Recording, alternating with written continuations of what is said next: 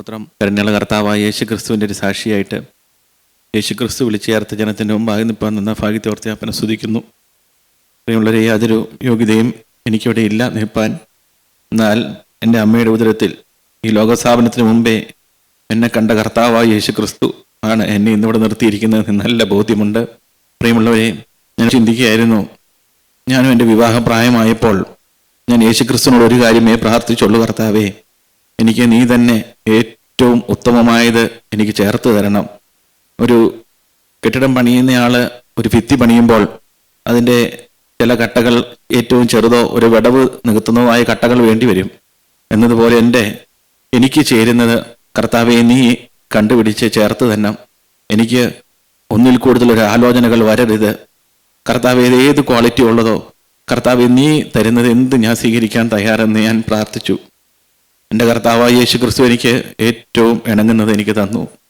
പ്രിയമുള്ളവരെ, എൻ്റെ വിവാഹ സമയത്ത് ഞാൻ ഓർക്കണം, എൻ്റെ വീട്ടിലേക്ക് അവരുടെ വീട്ടുകാരെല്ലാം കാണാൻ വന്നപ്പോൾ അവരുടെ വീട്ടുകാരൊഴിച്ച് ബന്ധുക്കളൊന്നും മാനസാന്തരപ്പെട്ടവരല്ല. എന്നാൽ വിവാഹം കഴിഞ്ഞ് ഞാൻ അറിഞ്ഞു അവർക്കെല്ലാവർക്കും എൻ്റെ ഈ വിവാഹത്തോട് എതിർപ്പായിരുന്നെന്ന്. കാരണം എൻ്റെ ഭവനം അവർക്ക് മോശമായിട്ട് തോന്നി. എന്നാൽ എൻ്റെ ഭാര്യയുടെ വീട്ടുകാരുടെ അവരുടെ സമ്പത്ത് എന്ന് പറയുന്നത് യേശു ക്രിസ്തു ആയിരുന്നു. ആ യേശു ക്രിസ്തുയുടെ ഭവനത്തിലേക്ക് അവർക്ക് വിടാൻ തടസ്സമുണ്ടായിരുന്നില്ല. അവരത് മാത്രമാണ് ഏക സമ്പത്തായിട്ട് കണ്ടത്. ദൈവത്തിന് സ്തോത്രം. പ്രിയമുള്ളവരെ, ഞാൻ എൻ്റെ ഭവനം എന്ന് പറയുന്നത് എൻ്റെ മാതാപിതാക്കളുടെ രണ്ട് ആൺമക്കളുടെ ഇളയവനായിട്ടാണ് ജനിച്ചത്. ഏകദേശം 2ാം ക്ലാസ്സിൽ പഠിക്കുമ്പോൾ തന്നെ മണ്ണെണ്ണ വിളക്കുമായിട്ട് ഞാൻ എൻ്റെ പിതാവിൻ്റെ ഒപ്പം വെളുപ്പിന് ഏകദേശം 4 മണി സമയത്തെല്ലാം കവർ വെട്ടുവാനായിട്ട് പോകുമായിരുന്നു. അന്ന് ഹെഡ്ലൈറ്റ് ഒന്നും ഇല്ലാത്തത് കൊണ്ട് ഈ മണ്ണെണ്ണ വിളക്കെല്ലാമാണ് ഞങ്ങൾ പിടിച്ച് കാണിച്ചു കൊടുക്കുന്നത്. ഒരു ദിവസം ഞാൻ എഴുന്നേറ്റാൽ അടുത്ത ദിവസം എൻ്റെ സഹോദരനായിരിക്കും. ഞങ്ങൾ അങ്ങനെ റൊട്ടേഷൻ രീതിയിലാണ് പോയിക്കൊണ്ടിരുന്നത്. ഏകദേശം 5 മണി 5:30 ആവുമ്പോൾ എൻ്റെ അമ്മ ഒരു പശുവുണ്ട്, അതിനെ കറന്നു വയ്ക്കുന്ന പാല് ഞങ്ങൾ കുപ്പികളിലാക്കി അവിടെയുള്ള വിഭവനങ്ങളിലേക്കെല്ലാം കൊണ്ടു കൊടുക്കാനായിട്ട് പോകും. പ്രിയമുള്ളവർ, ഇങ്ങനെയെല്ലാം കഷ്ടപ്പാട് നിറഞ്ഞതായൊരു ജീവിതത്തിലാണ് ഞങ്ങൾ ജനിച്ചു വളർന്നത്. യേശു ക്രിസ്തു ഞങ്ങൾക്ക് വിഷയമായിരുന്നില്ല, ഞങ്ങൾക്കറിയില്ലായിരുന്നു. ഞങ്ങളുടെ പാരമ്പര്യം മുഴുവൻ ആഭിചാരവും മന്ത്രവാദവും വ്യഭിചാരവും എല്ലാം ഉള്ള ഒരു കുടുംബമായിരുന്നു. പ്രിയമുള്ളവർ, മദ്യപാനത്താലെല്ലാം തകർന്നു പോയതായിരുന്നു. എൻ്റെ ഗ്രാൻഡ് ഫാദർ എല്ലാം അതുപോലെ മദ്യപാനിയായിരുന്നു. എന്നാൽ എൻ്റെ പിതാവ് അങ്ങനെയുള്ള ശീലങ്ങളൊന്നും ഉണ്ടായിരുന്നില്ല. പ്രിയമുള്ളവരെ, ഞാനും വളർന്നു വന്നപ്പോൾ എൻ്റെ ഉള്ളിലും പാപങ്ങൾ വളർന്നു വന്നു. പ്രകടമായിട്ടൊന്നും ഞാൻ അന്ന് പാപങ്ങളിലേക്കൊന്നും ഞാൻ പോയില്ല. എന്നാൽ വളർന്നു വന്നപ്പോൾ എൻ്റെ ഉള്ളിലും എൻ്റെ ഹൃദയം മുഴുവൻ അലാഹസറിനെ പോലെ, പ്രിയമുള്ളവരെ, ഇനി നാറുന്ന ദുർഗന്ധം വമിച്ചവനായ ഒരു വ്യക്തിയായിരുന്നു. എന്നാൽ കർത്താവായ യേശു ക്രിസ്തു എന്നെയും കണ്ടു. ആ യേശു ക്രിസ്തു എന്നെയും ചേർത്ത് നിർത്തുവാൻ ഇടയാക്കി തീർത്തു. എന്നെ സ്നേഹിച്ച എൻ്റെ യേശു, എന്നെ ലോകസ്ഥാപനത്തിന് മുമ്പ് കണ്ട എൻ്റെ യേശു എന്നെയും വിളിച്ചു ഈ കൂട്ടായ്മയിലേക്ക്. ഏതാനും ചില ദൈവമക്കളെ എനിക്ക് അന്ന് പരിചയമുണ്ട്. അവരുടെ ജീവിതവും എനിക്കറിയാം. പ്രിയമുള്ളവർ, പക്ഷെ ഒരിക്കലും എനിക്ക് അടുത്ത് വരുവാൻ കഴിയുമായിരുന്നില്ല. എന്നാൽ ഞാൻ ഓർക്കുകയാണ്, അന്ന് ചില രോഗത്തിന്റെ ബന്ധനങ്ങളെല്ലാം പിടിപെട്ട് എനിക്ക് നിവൃത്തിയില്ലാതെ പ്രിയമുള്ളവരെ ഒരു അവശനായി ഒരു രാത്രി 10 മണി സമയത്ത് യാക്കോബിന്റെ തുടയിടത്ത് തട ഒടുക്കിയതുപോലെ എനിക്ക് വേറെ രക്ഷയില്ലാതെ ഞാനിവിടെ കടന്നു വന്ന് ഓർക്കുന്നുണ്ട്. എന്നാൽ അന്ന് എനിക്ക് വേണ്ടി പ്രാർത്ഥിച്ച് ഞാൻ ഓർക്കുകയാണ്, എന്തെന്നില്ലാത്തൊരു സന്തോഷം ഞാൻ അനുഭവിച്ചു. അന്ന് ഞാൻ എൻ്റെ ഭവനത്തിലേക്ക് ഒരു 12 മണി സമയത്തേയും കടന്നു വന്നപ്പോൾ എൻ്റെ ഭാര്യ എല്ലാം നോക്കിയിരിക്കുകയാണ്. അന്ന് പുസ്തകം ഞാൻ എൻ്റെ ഭാര്യയുടെ കൈകളിലേക്ക് കൊടുത്തു. ഞാൻ ഇന്ന് ഓർക്കുകയാണ്, എൻ്റെ ഭാര്യ വിറങ്ങലിച്ചാണ് നിൽക്കുന്നത് ഇത് കണ്ടിട്ട്. കാരണം ഏറെ തെറ്റിദ്ധാരണയുണ്ട്. നിങ്ങളും നശിച്ചോ എന്ന് മാത്രമാണ് എന്നോട് ചോദിച്ചത്. എനിക്കൊരു കാര്യം മനസ്സിലായി, ഇവിടെ അനുഭവിക്കുന്നവരായ യേശുവിൻ്റെ സ്നേഹം ഞാൻ അനുഭവിച്ചു. ഞാനും പയ്യെ ഈ വചനത്തിലേക്ക് കടന്നു വരുവാൻ തുടങ്ങി. അന്ന് എൻ്റെ കുഞ്ഞുങ്ങളും എൻ്റെ കൂടെ പോന്നു. അന്ന് എൻ്റെ ഭാര്യ അതിനോട് എതിർത്തു. ഈ അപ്പൻ പോകുന്ന വഴിയിലൂടെ പോകരുതെന്ന് പറഞ്ഞു. പ്രിയമുള്ളവരെ, എന്നാൽ യേശു ക്രിസ്തുവിൻ്റെ സ്നേഹം എൻ്റെ ഭാര്യയും കടന്നു പിടിച്ചു എന്ന് ഞാൻ പറയാം.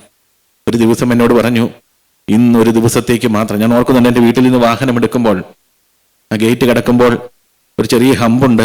അവിടെ വളരെ സാവധാനത്തിലാണ് വണ്ടി എടുക്കുന്നത്. അത് കയറി ഇറങ്ങുമ്പോൾ എൻ്റെ ഭാര്യ പറഞ്ഞത് ഇന്ന് ഞാൻ ഓർക്കുന്നുണ്ട്, ഇന്നൊരു ദിവസത്തേക്ക് മാത്രം ഞാൻ വരുമെന്ന്.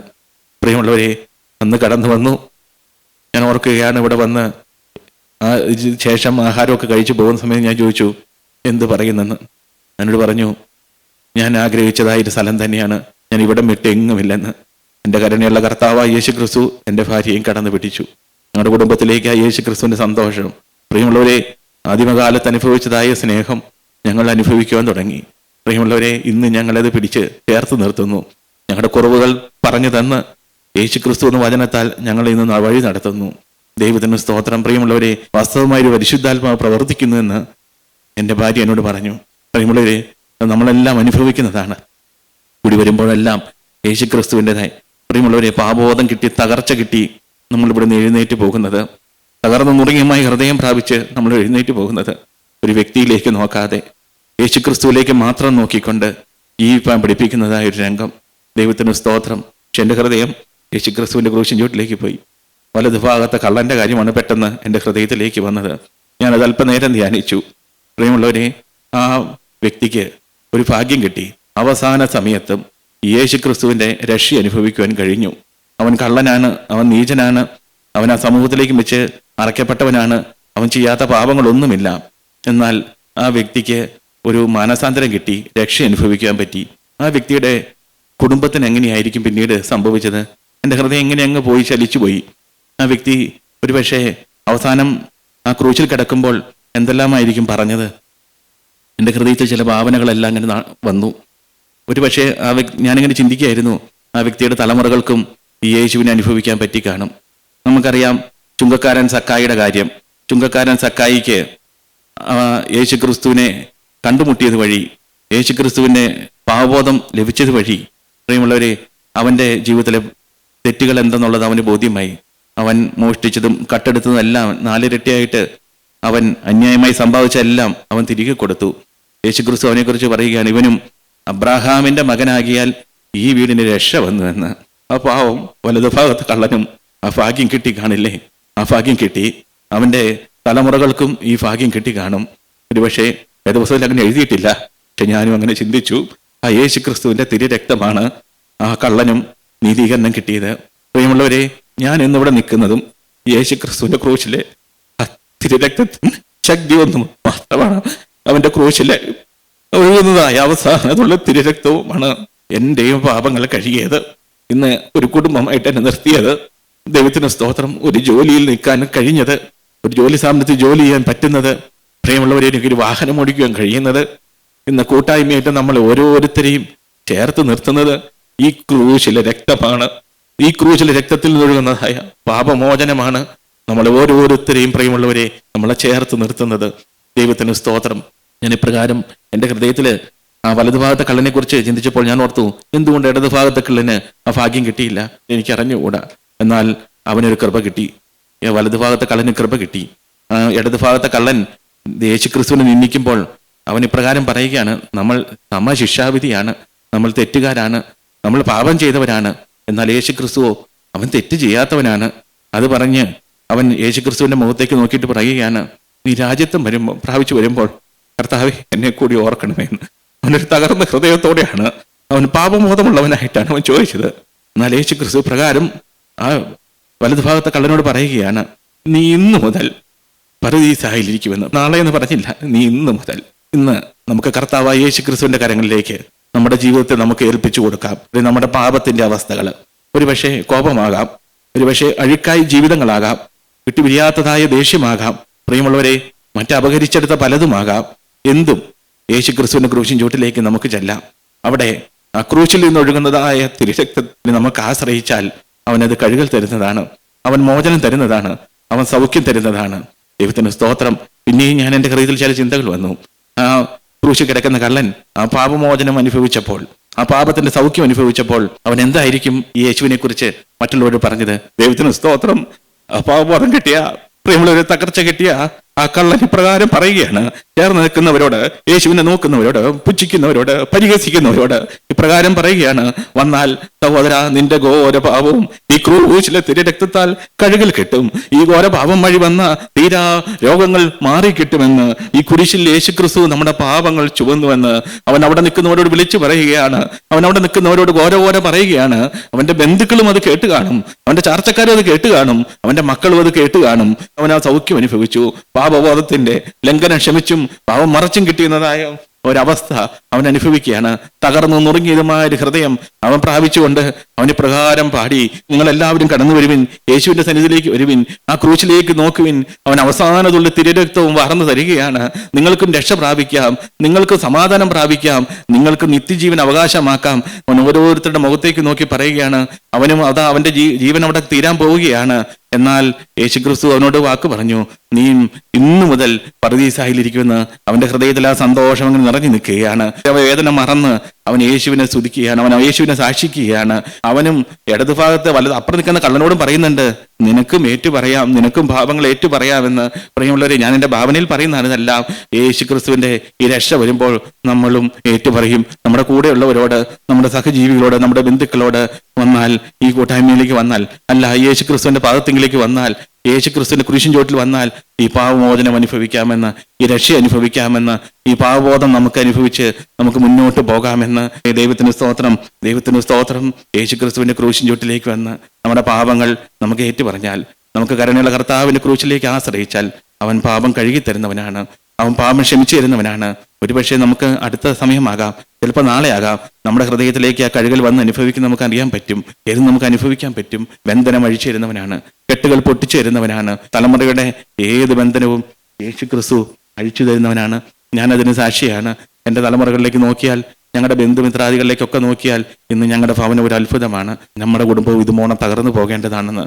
എന്നാൽ ഒന്ന് മാത്രം, യേശുക്രിസ്തുവിന്റെ ക്രൂശിൻ ചോട്ടിൽ ഇരുന്നതുകൊണ്ട്, ഈ യേശുക്രിസ്തുവിന്റെ കാൽപാദത്തിൽ ഇരുന്നതുകൊണ്ട്, ഈ വചനം കേൾക്കാൻ വന്നിരിക്കുന്നത് കൊണ്ട് മാത്രം ഇന്ന് ഞങ്ങളെയും ഞങ്ങളുടെ കുടുംബത്തെയും യേശുക്രിസ്തു നിലനിർത്തുന്നു. ദൈവത്തിന് സ്തോത്രം. ഞാൻ പ്രാർത്ഥിക്കുന്ന സമയം ഞാൻ ഇപ്രകാരം ഓർക്കുകയാണ്. സങ്കീർത്തനങ്ങളിൽ നിന്ന് ഒരു അധ്യായം എനിക്ക് വായിക്കുവാനായിട്ട് എൻ്റെ കർത്താവ് ഒരു പ്രേരണ തന്നു. 104 സങ്കീർത്തനത്തില് അതിൻ്റെ ആ അധ്യായം മുഴുവൻ വായിക്കുമ്പോൾ നമുക്കറിയാം ദൈവത്തിന്റെ പ്രവൃത്തികളെ കുറിച്ച് മഹത്വപ്പെടുത്തുന്ന കാര്യങ്ങളാണ് 104 സങ്കീർത്തനത്തിൽ. എന്നാൽ അങ്ങ് വായിച്ചു വന്നപ്പോൾ അതിൽ 23 വാക്യം വന്നപ്പോൾ എൻ്റെ ഹൃദയത്തെ അത് തൊട്ടു. എൻ്റെ ഹൃദയത്തിലെ ചെറിയ സങ്കടം അങ്ങ് കർത്താവ് എടുത്തു കളഞ്ഞു. എനിക്ക് തിരുത്തൽ തന്ന് എനിക്ക് സമാധാനം തന്നത് ഞാൻ എന്ന് അറിയുന്നു. അതിന് പ്രകാരം പറയുന്നു, മനുഷ്യൻ തൻ്റെ പണിക്ക് പുറപ്പെടുന്നു, സന്ധ്യ വരെയുള്ള തൻ്റെ വേലയ്ക്കായി തന്നെയെന്ന്.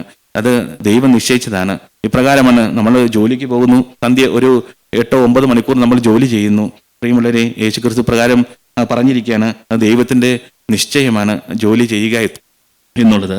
സന്ധ്യ വരെയുള്ള തൻ്റെ വേലയ്ക്കായി തന്നെയെന്ന്. എന്നാൽ ഞാനും ഇതുമോണം ജോലിക്കായി പോകുന്നു. ഒരു ദൈവവൈതലായി ഞാൻ യേശുക്രിസ്തുവിന്റെ ഭാവത്തോടെയാണോ ജോലി ചെയ്തത്? കർത്താവായി യേശുക്രിസ്തുവിന്റെ ഹൃദയത്തോട് വാദിക്കുവാൻ തുടങ്ങി. ഞാനും ജോലി ചെയ്തത് യേശുക്രിസ്തുവിന്റെ മനോഭാവത്തോടെയാണോ, യേശുക്രിസ്തുവിന്റെ അതേ ഭാവത്തോടെയാണോ ഞാൻ ആ കാര്യങ്ങൾ ഇടപെട്ടത്? എനിക്ക് മനസ്സിലായി അല്ല എന്ന്. എനിക്ക് തിരുത്തൽ ദൈവത്തിന്റെ ആത്മാവ് ദൈവമക്കളിൽ കൂടി തന്നതും അത് തന്നെയാണ്. എന്നാൽ ഞാൻ കർത്താവിന്റെ ഭാഗത്തെങ്കിലും ഇരുന്നപ്പോഴും ഈ വചനം ഞാൻ ഒരിക്കലും പരിചയമില്ല. എങ്കിലും അതെന്റെ ഹൃദയത്തിൽ അതുപോലെ തന്നെ തന്നു. എന്നോട് കർത്താവായി യേശുക്രിസ്തുവിനെ വാദിക്കുവാൻ തുടങ്ങി. ദൈവമേ, ഞാൻ താണു, ഞാൻ അങ്ങ് തകർന്ന് ഞാൻ പറഞ്ഞു, കർത്താവേ, ഞാൻ അങ്ങനെ നിന്റെ ഭാവത്തോടു കൂടി അല്ല ആ കാര്യങ്ങൾ അറ്റൻഡ് ചെയ്തത്. എനിക്ക് വീഴ്ച വന്നുപോയി, എനിക്ക് പരാജയം വന്നുപോയി. കർത്താവേ, എന്നെ കഴുകണമേ എന്ന് പറഞ്ഞ് താണു. യേശുക്രിസ്തുവിന്റെ ആ കൈ എൻ്റെ തലമേൽ വെച്ച് ആശ്വസിപ്പിക്കുന്നത് ഞാൻ അറിഞ്ഞു. ഈ ഒരു ഭാരം അങ്ങ് എടുത്തു കളഞ്ഞു. ഒരു നീറ്റൽ എൻ്റെ ഹൃദയത്തിൽ ഉണ്ടായിരുന്നു, അതങ്ങ് എടുത്തു കളഞ്ഞു. ഞാൻ ഓർക്കുകയാണ്, യേശുക്രിസ്തു എത്ര നീരശാണ്, എത്ര അടുത്ത് നമ്മുടെ വിളിച്ച് പ്രാർത്ഥിക്കുമ്പോൾ അവൻ എത്രമാത്രം അടുത്താണ് നമുക്ക് സാമീപ്യം തരുന്നത്. ദൈവത്തിന് സ്തോത്രം. നമ്മൾ വിളിച്ചപേക്ഷിക്കുമ്പോൾ അവന്റെ സാന്നിധ്യം നമുക്ക് കിട്ടുന്നു. അവൻ നമ്മളെ ആശ്വസിപ്പിക്കുന്നു. ഒരു തകർന്നുറങ്ങിയമായ ഹൃദയം നമുക്ക് കിട്ടുന്നു. ഈ കൂട്ടായ്മ പഠിപ്പിക്കുന്നു. നമ്മുടെ പാപങ്ങളെ ഓർത്ത് അനുദപിക്കുവാൻ മാത്രം. ദൈവത്തിന് സ്തോത്രം. നിത്യജീവൻ പ്രാപിക്കണം, അതിനുവേണ്ടി ഉത്സാഹിക്കണമെന്ന്. ദൈവത്തിന് സ്തോത്രം. എൻ്റെ ഹൃദയത്തിൽ ഒരാഗ്രഹമേ ഉള്ളൂ, യേശുക്രിസ്തു രണ്ടാമത് വരുമ്പോൾ എനിക്ക് സ്വർഗരാജ്യത്തിൽ എത്തിച്ചേരണം. അവന് എൻ്റെ കുടുംബമായിട്ട് യേശുക്രിസ്തു കണ്ടിരിക്കുന്നവർ കൂടി എനിക്ക് നേടണം. എന്നെ എൻ്റെ ഹൃദയത്തെ അതിനു വേണ്ടി താഴ്ത്തി സമർപ്പിക്കുകയാണ്. ഞാനും ഇന്നു മുതൽ എൻ്റെ കർത്താവിൻ്റെ അടിമയായെന്ന് ഞാൻ വീണ്ടും സമർപ്പിക്കുകയാണ്. നിങ്ങളെല്ലാവരും എനിക്ക് വേണ്ടി പ്രാർത്ഥിക്കുന്നത് അപേക്ഷിച്ചുകൊണ്ടേ നിർത്തുന്നു. സ്തോത്രം.